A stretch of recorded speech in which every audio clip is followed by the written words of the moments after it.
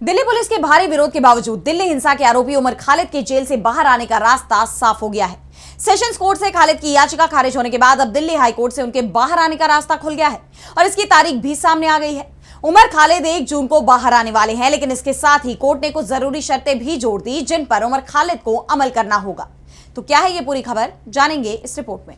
2020 की दिल्ली हिंसा के आरोपी उमर खालिद को दिल्ली हाई कोर्ट से बड़ी राहत मिली है। अदालत ने उन्हें अंतरिम राहत दे दी है। कोर्ट ने उन्हें 1 जून से 3 जून 2026 यानी 3 दिनों की राहत दी है। उमर खालिद ने अपनी बीमार मां की सर्जरी के दौरान उनकी देखभाल करने और अपने दिवंगत चाचा की चहल्लुम यानी 40वीं की रस्म में शामिल होने के लिए कोर्ट से मोहलत मांगी थी। उन्होंने अदालत से 15 दिनों की अंतरिम जमानत की मांग की थी, लेकिन कोर्ट ने उन्हें महज 3 दिन की ही मंजूरी दी है। हाई कोर्ट ने जमानत के साथ ही कुछ शर्तें भी तय की हैं, जिनका पालन करना जरूरी होगा। उमर खालिद को सिर्फ दिल्ली एनसीआर के क्षेत्र में ही रहना होगा। उन्हें कोर्ट को बताए गए अपने निर्धारित पते पर ही रुकना होगा। अस्पताल के अलावा उन्हें किसी भी दूसरी जगह पर जाने की इजाजत नहीं होगी और वो इस दौरान सिर्फ एक ही मोबाइल नंबर का इस्तेमाल कर पाएंगे।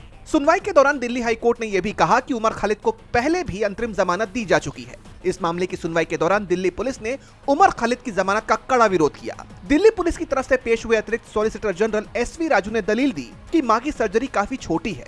उन्होंने सुझाव दिया कि जमानत देने के बजाय पुलिस सुरक्षा के बीच उमर खालिद को कुछ दिनों के लिए मां से मिलने की इजाजत दी जा सकती है। आपको बता दें कि इससे पहले बुधवार यानी 20 मई को दिल्ली की सेशंस कोर्ट के न्यायाधीश समीर वाजपेयी ने उमर खालिद की इस याचिका को खारिज कर दिया था, जिसके बाद खालिद ने हाई कोर्ट का दरवाजा खटखटाया। जैसा कि आप जानते हैं कि उमर खालिद पर गैर कानूनी गतिविधियां रोकथाम अधिनियम यानी यूएपीए और आईपीसी की गंभीर धाराओं के तहत मामला दर्ज है।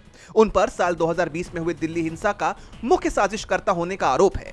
यह हिंसा नागरिकता संशोधन कानून यानी सीएए और एनआरसी के खिलाफ चल रहे विरोध प्रदर्शनों के दौरान भड़की थी और अब जब उमर खालिद अंतरिम जमानत पर बाहर आ रहे हैं तो उनको लेकर एक बार फिर चर्चाएं तेज हो चली हैं।